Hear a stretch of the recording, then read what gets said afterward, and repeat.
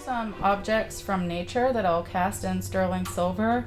These are small sticks and they will cast because they're carbon based, so they will burn out in the kiln. Other objects like seashells and bone material will not cast because they're calcium based, so they have a harder time burning out in the kiln. This process is designed for wax. That's why it is called the lost wax casting process. Always make sure that the object is firmly attached to the rubber base with the wax before you place the metal flask over the rubber base. You also need to weigh your objects before putting the metal flask over the wax or found object. Once the base is firmly attached to the metal flask, you can then begin mixing the investment. Investment is a high temperature plaster that is silica based, so it's very important that you're wearing a mask when you're working with this material, as it becomes easily airborne. This material has to be weighed for each flask size. Right now I am casting a small flask that is about 2 by 3 inches. This flask will take 15 ounces of investment and 170 cc's of water. This is a timed process. Once the water is added to the investment, it's critical that you be keeping good time of mixing the investment.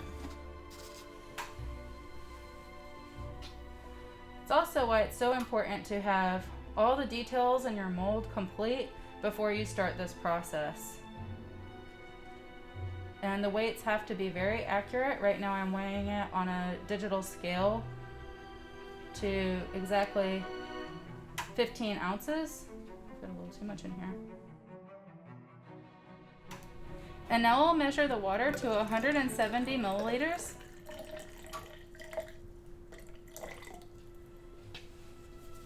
And begin the investment mixing process.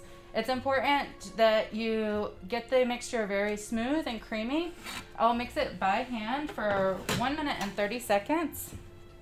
And then place the mixed investment on the debubbleizer. The debubbleizer tool will pull out all of the bubbles from this pot of mixed investment. I'm starting the clock now for 8 minutes.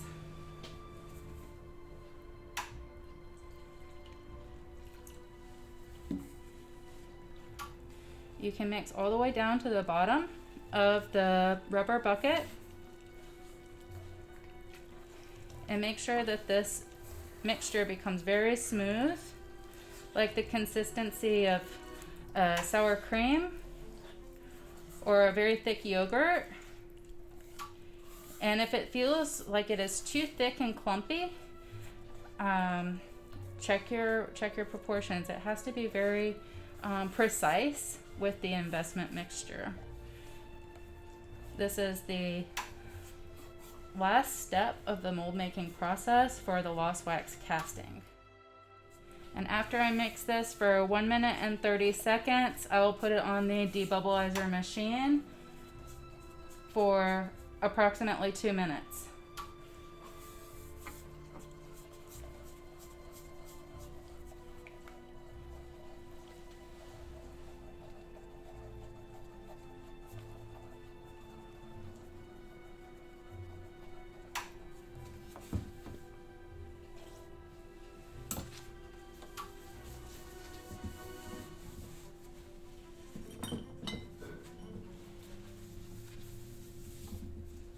Add a little moisture here to create a better seal in the machine.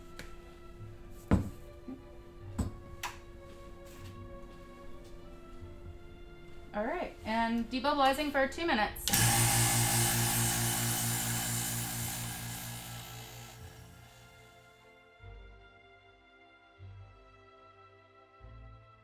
You can pour the debubbleized investment into your flask like a fine beer, down the side of the metal flask, not directly on top of the object, for you wouldn't want to crush the object with the heavy weight of the investment.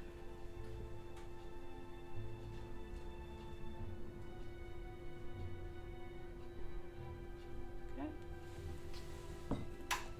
And then we'll debubblize this for the remaining 2 minutes.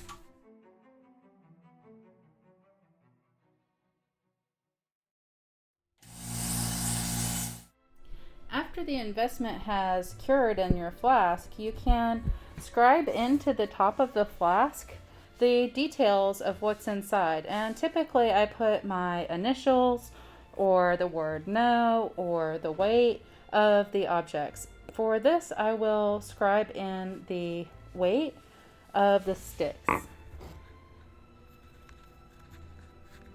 And I'm going to cast them at 25 grams because sticks have a tendency to weigh very light on the scale.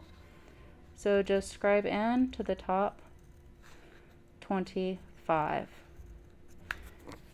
Some people will scribe in 14 karat, sterling silver, or bronze if they're casting different sorts of metals. You'll also want to clean up this edge from where the plaster or investment overflowed. You want this edge to be very, very clean since we're doing vacuum casting. And in the vacuum casting process, there has to be very good suction on this edge. So it should be very, very clean. Once that's clean, you can pour out the plaster and take off the tape. It's very important to remember to take off the tape and take off the rubber base before it goes into the kiln. This is how the wax will exit the mold. That's how it burns out.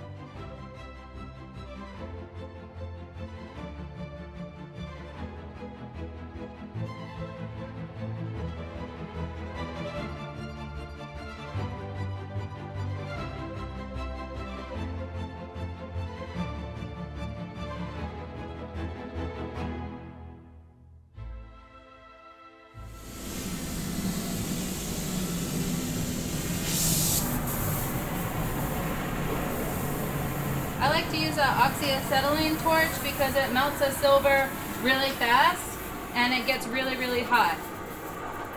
Always preheat your crucible when you're casting. It will help the metal melt faster. Now I will add the sterling silver casting metal.